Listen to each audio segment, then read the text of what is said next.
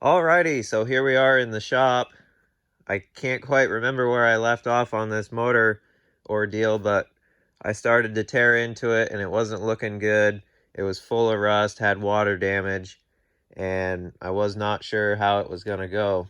That 235 that I got with the 41 boom truck that I was going to put in the 42 that we're doing this series on, tore into it.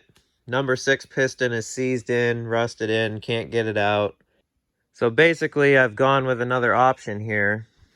A friend of mine, a couple hours drive away from me, he picked up this GMC 270 inline 6 and offered it to me for 50 bucks. It's not seized, it has a rebuild tag, and it's been sitting under tarps for 20 years. He got it from someone else. But anyways, this motor is what they put in the 6-wheel drive GMC CCKWs, the World War II GMCs, where I'm working on the World War II Chevys. And a lot of things will swap back and forth, as we know already. But this is the same kind of motor as what is in my 43 GMC 6x6 that I did the revival on. So whether or not this works out, I at least still have a spare motor for that. So anyways, what the G506 Chevy people are starting to do, they're upgrading their trucks to a 270 because it's a better motor and it's heavier duty and they're reputable for being unkillable. Nothing wrong with the 235s or 216s. They're great motors also. That's what the 41 boom truck has. But yeah, they're just upgrading their trucks with these for more power, a little bit better motor. So yeah, what I'm going to do is kind of give this thing a quick go through and make sure everything's good, add the components that are missing, and see if this thing will run and drop it in the Chevy. The only thing I have to deal with, these motors are like an inch and a half longer, I believe. And the front motor mount has to be changed. But the bell housing off of the original motor over there will bolt right onto this so I can mount it into the truck correctly. And then put the original transmission up to it when I get one of those. And yeah, it'll work. People do this swap more and more occasionally now. So that's going to be the new plan. Like I say, it's not seized. It feels like it has compression when you roll it over by hand. I'm just going to clean it up a little bit. I'm going to stand it up vertically after I take all this stuff off. Pull the pan, look in there. It's had some dirt get down in it from the distributor being out, stuff like that. Kind of clean it out, make sure everything looks good in the bottom end, slap the pan back on. I'm not going to pull the head because I don't want to buy a gasket set right now. I just want to make this truck run. I can always pull it out again and paint it up and make it really nice afterwards. But, you know, for now, just focus on making it run, getting it in that truck so that thing is more underway.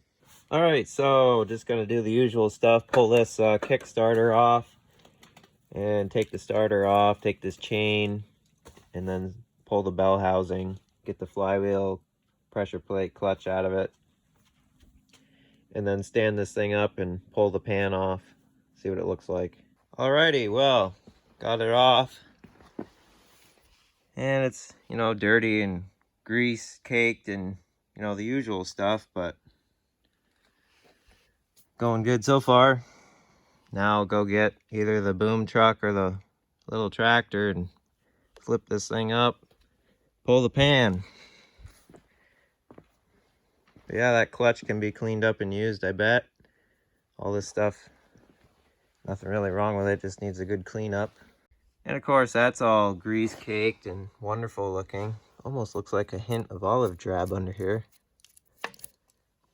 Might be a military motor after all.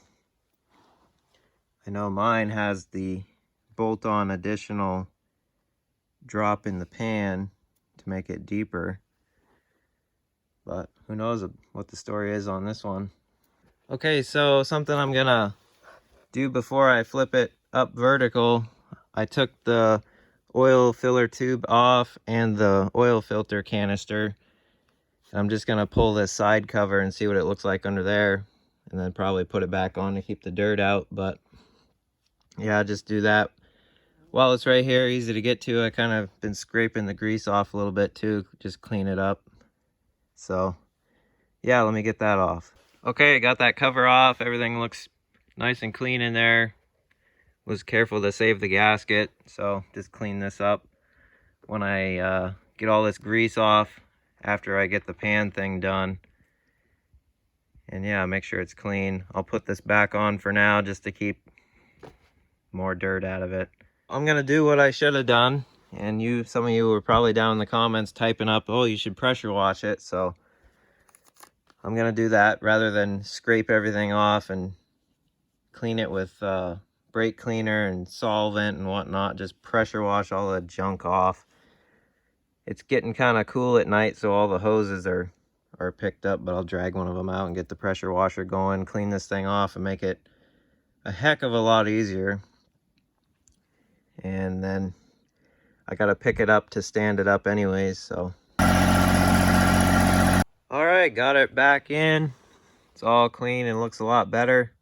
Took a leaf blower to it to get all the moisture off. Put some WD-40 down these in case any water got in. So now what I'm gonna do is go get the boom truck, because the tractor barely wants to pick this up. Hoist this up level and drain the little bit of oil that's in the pan out, and then bolt the flywheel back on just by itself. And then that'll kind of help it stand up, I think. And then get the pan off, see how it looks. But anyways, it looks a lot better, all clean. It's not perfect, but way better. Okay, got the oil draining, flywheel's back on. Just wait for that and good to go. Getting kind of tight around here. This M37 needs its bearings for the transmission so it can get the heck out of here. Of course, I could move it, but it's already lined up to roll back in here and do the job, so oh well. Okay, well, that was slightly sketchy, but I got it up vertical now. It's pretty stable. I got a couple blocks down there, but this will give good access to the pan. Get down here to those. So enough screwing around, let's get it off. Okay, just pulled the pan off. Other than the dirty oil and whatnot, it looks really good. It's got some sludgy junk in there. There's a dead vole, aka mouse, down in the bottom of the pan. Must have got in from where the distributor goes in or something. But anyways, I mentioned the rebuild tag on the side of the block, and so far that checks out. I see on the side of the rods and caps, they're numbered with a punch mark. That's what they do when they take them apart. The cam looks all nice and shiny. The pistons are shiny. So they're probably new or just really refurbished or whatever. And yeah, it looks good in here. I mean, this grayish colored oil, that could be from the break-in period. I don't know. You know, mixed up with assembly lube or whatever. Not quite sure. But it all looks good in here. Just got to clean it up. I'm going to take some diesel and wash it all out, wash the pan all out, clean everything up good, and then slap it back together with some RTV.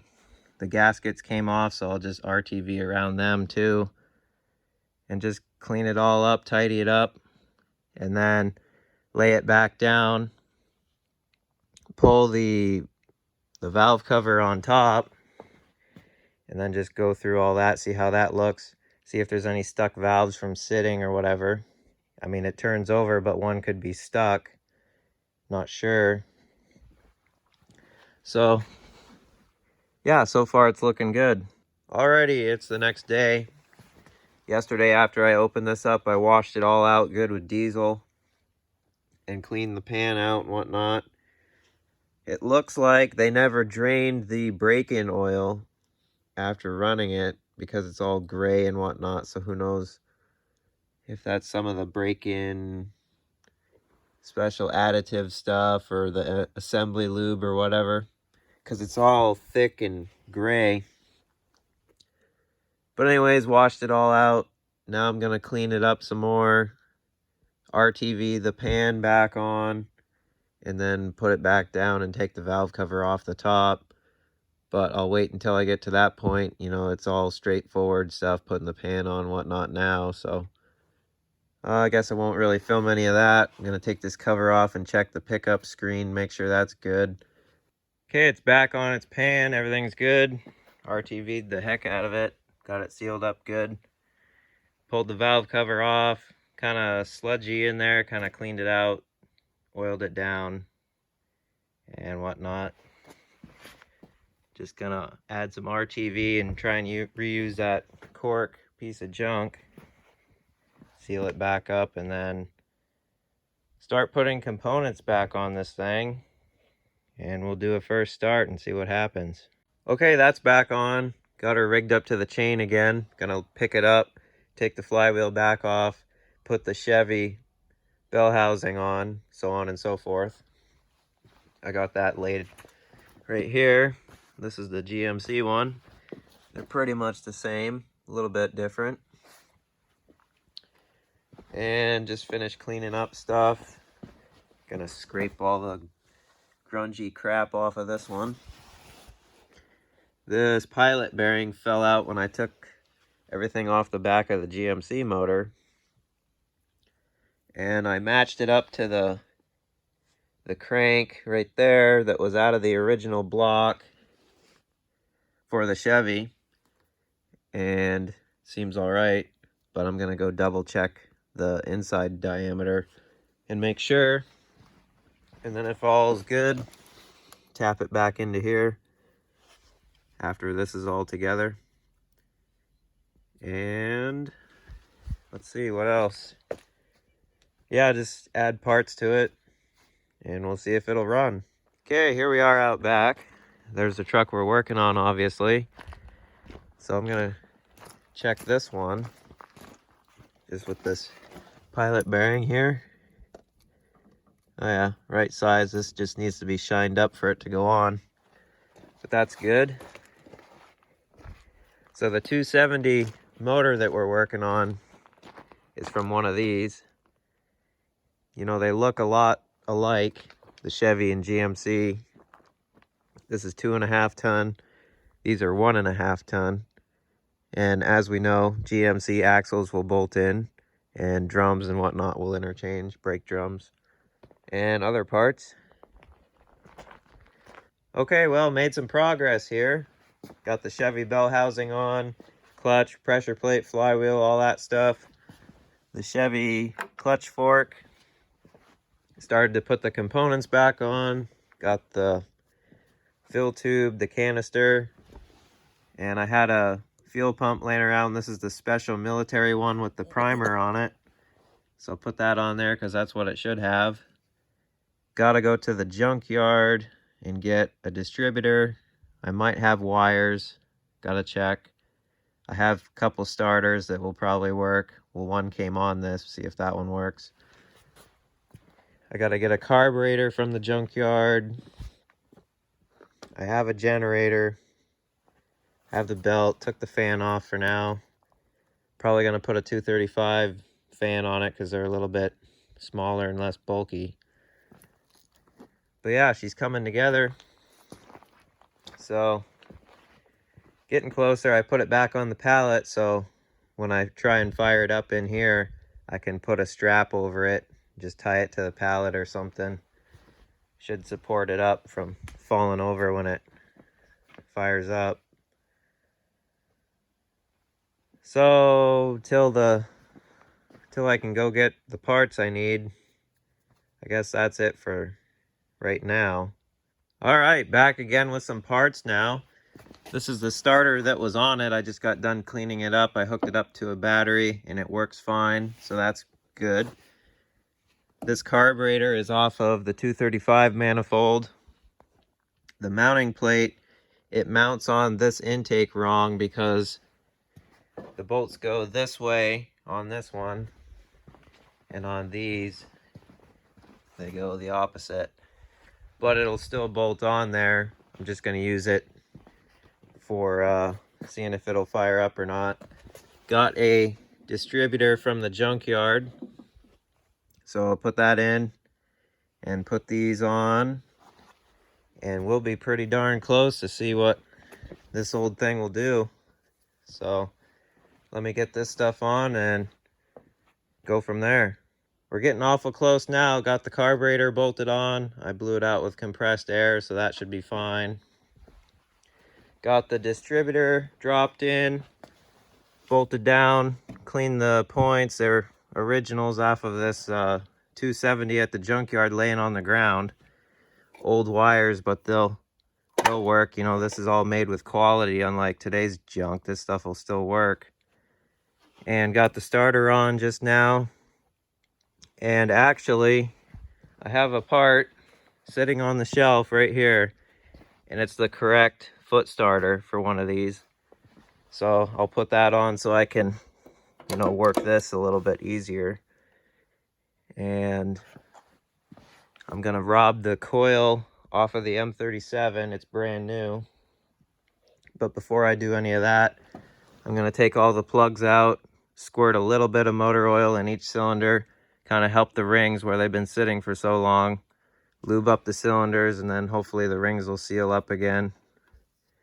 And then we'll have good compression, and then put the plugs back in, make sure we got spark, and dump a little gas down it and see what happens. So we're almost there. Filling it up with oil right now. Gotta love these old fill tubes where you can just dump it upside down. It'll go directly to the pan, no through the top end and all the way down. I decided to wait on the foot starter. I'll just push on this like so. So get the oil in, and then I gotta lube up the cylinders. Get the wires all hooked up, and then, you know, usual stuff. Man, good thing I didn't hammer out the dents in the pan. That was roughly 9 quarts just to fill that. I guess it is pretty deep. It's a truck pan, but yeah, they need a lot of oil. I got some battery cables hooked up here. One ground, one positive to the starter. Set my battery right there. I got some full-on Alaska race-ready vacuum caps. Those work good. And then this oil line that comes from this junction, that one goes to the canister. This other one goes back into the block, well, the head. And then this other one runs along, and it's for the oil pressure, I believe. And it's fine threaded. I found a bolt, put some sealer in, so that's blocked off. It won't shoot oil out. That ought to be good. So I just took the spark plugs out, squirt oil in there. Gonna go get my battery so I can turn it over. Not gonna put too much in because I don't want to, you know, foul the plugs up when I get them back in. And then these, none of them look all that bad, but these rusty ones, I'm just gonna shine up the tops of them, get all that rust off so they make good connections, get them looking like that, and we'll be set. Give her some shots of oil in here.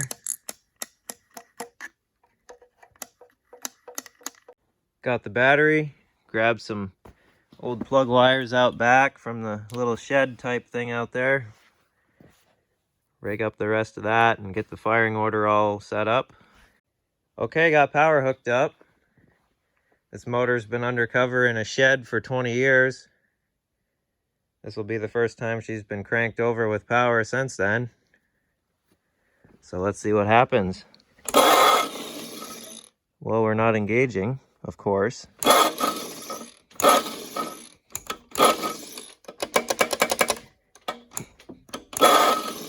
Huh.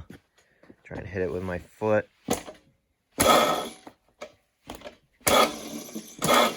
Nope. Let's turn it over, see if it's just a bad spot in the flywheel. Here's a trick if you didn't know. These are these harmonic balancers that are made for a hand crank. So just take your tapered pry bar, stick it in there, and you can turn it over. turning over easy because the plugs are out. I got the cylinders all lubed up.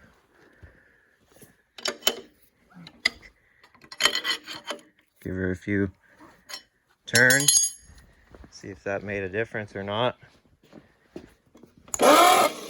Nope. I'll have to take that back off and see what the deal is. Something ain't lining up right in there or causing it not to engage. So let me get that off. Not seeing anything obvious. I mean, this action here works fine, I think. I went out back and grabbed another one. This one seems all the same. This one does turn with power, but it's really weak. I gotta take it apart, clean it up, and it should be fine. And I'll put this one on there and see if there's any difference. All right, this weak starter that I got from out back, I took it all apart, cleaned it up inside. It was pretty dirty and corroded and junky inside, but cleaned it up. Just put power to it and it spins up faster now. So I'll clean this connection here. And if this is like bad inside, I'll just put this power unit thing on it. So put that one on instead of that one. See if it'll engage and spin this motor over now. All right, got her on. Power's hooked up again. Time for the drum roll moment. Success. Perfect. Not sure what's up with that one. It runs good, so it's good for parts. But luckily that piece of junk that sat out in the weather cleaned up nice and got a bunch of grease and grime out of it. So I think it'll work. Rolled her over some by hand when I was trying to mess with the engagement, and now with the starter. Cylinders are probably oiled up good. Put the plugs back in. Get the firing order all rigged up with the wires. Swap that coil on from the Dodge here. And then hopefully I can quit rambling to you and you'll hear this thing run. I think we're ready. See if she has spark. I got a hot wire for the coil there. Got the motor strapped to the pallet so she won't go anywhere, I hope. And I got the little squirt bottle changed over to gas instead of motor oil from when I did the cylinders. I put chainsaw mixed gas in here. I like to do that because a little bit of oil always helps. You know, lube the top end and the fuel going in and whatnot. So I think we're set. Let me set the camera up and we'll see if this old thing will fire up.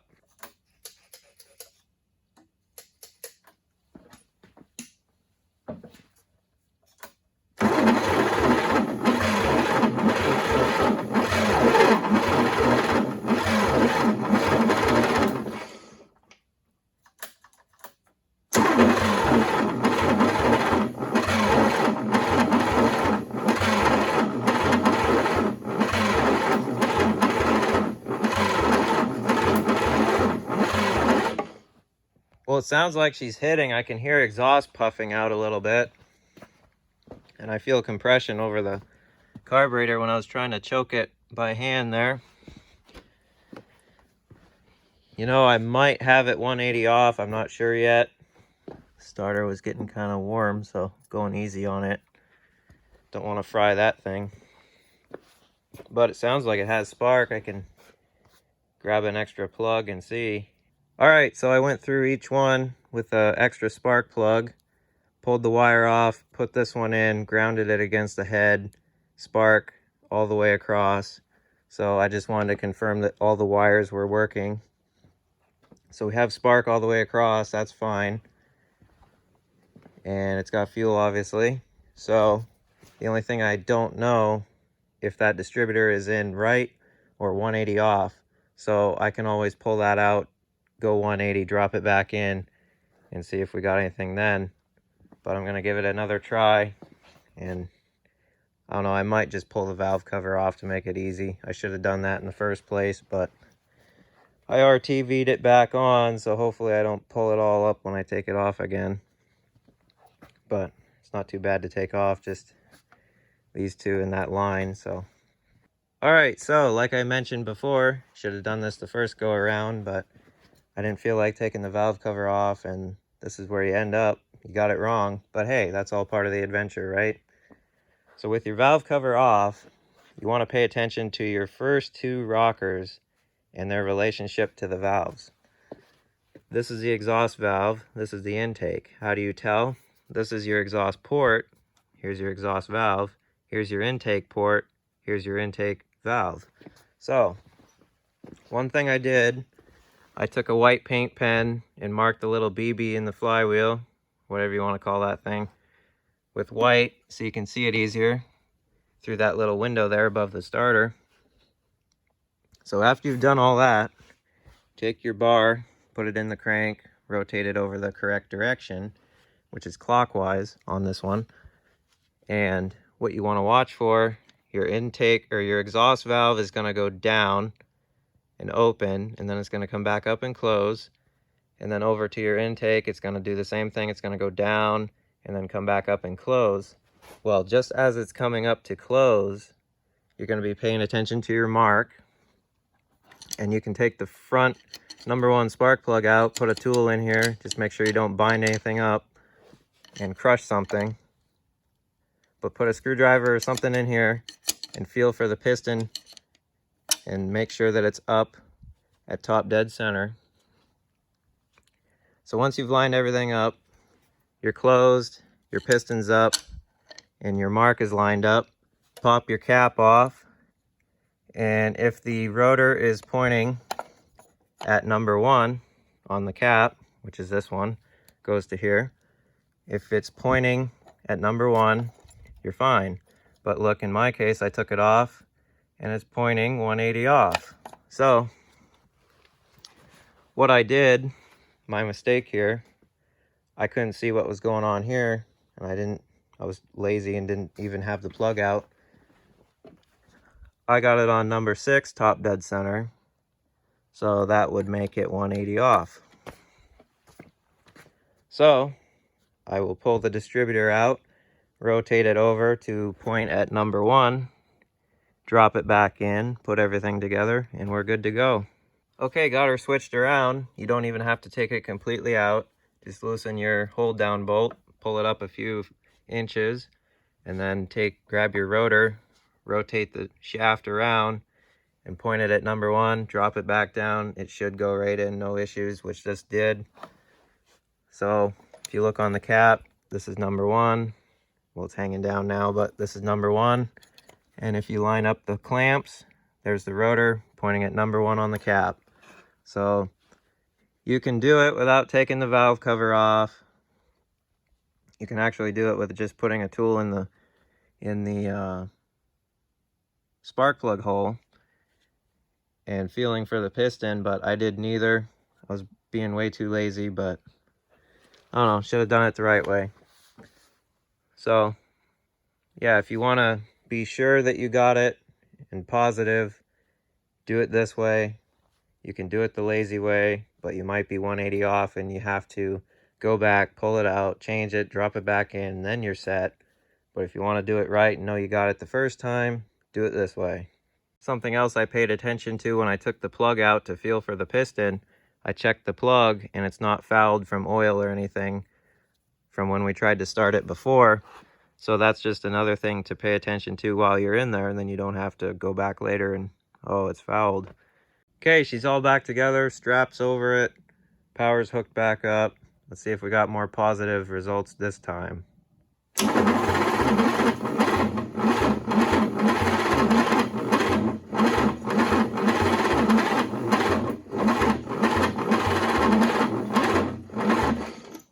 That starter is old and worn out, like I said before. So 12 volts to the starter, 6 volts to the ignition.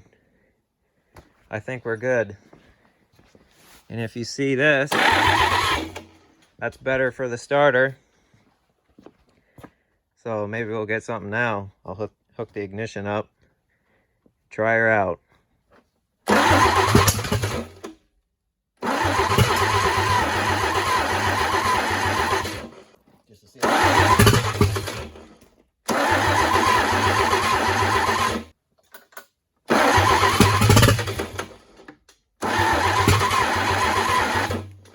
Well, wouldn't you know, she fired off a little bit there.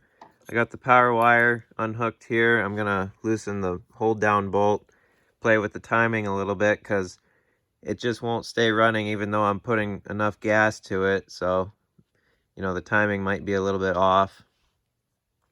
Rotate that around a bit and see if it can't run for longer and sound a little better.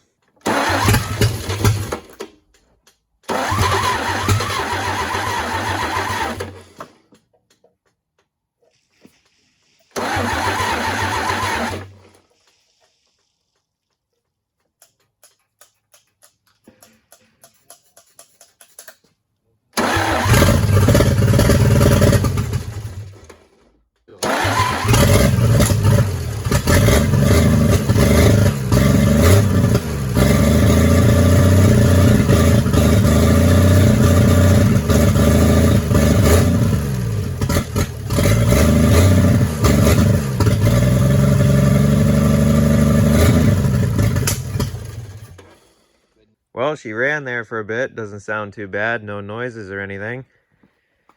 I tried it a few more times off camera and had about the same result.